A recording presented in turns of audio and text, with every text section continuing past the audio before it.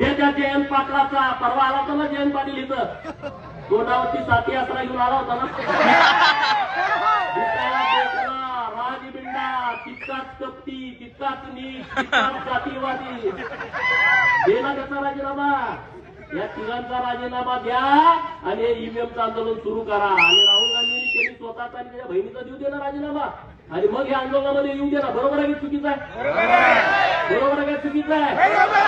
अरे एका आमच्या आनंदराव देवकाते साहेबांनी राजीनामा दिला, अजूनपर्यंत त्या घराला आमदारकी मिळाली नाही. मिळाली का सांगा? मिळाली? तुम्ही बळीचे बकरी आम्हाला करता. तुम्ही हो ना, तुम्हाला बिरोबाला कापतो ना आम्ही मागणी.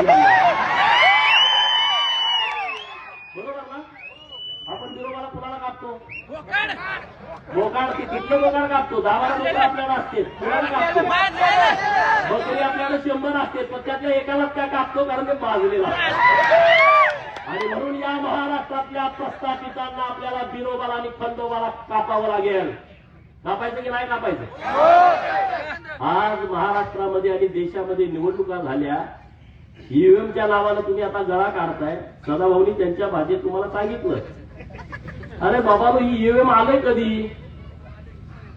तुम्ही त्याच्यानंतर 2 वेळा केंद्रामध्ये सत्ता भोगली.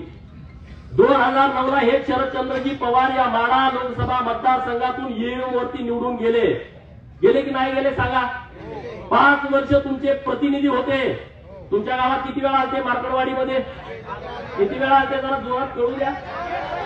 म्हणजे संधी साधायचा असला का हा माणूस कुठे येतो बघा. तुमचा प्रतिनिधी होता तेव्हा हा माणूस तुमच्या गावात आला नाही, एकदा पण आला नाही. अरे तुमच्या गावात काय, या माढा लोकसभा मतदारसंघामध्ये शेकडो गावात हे कधी गेले नाहीत आले.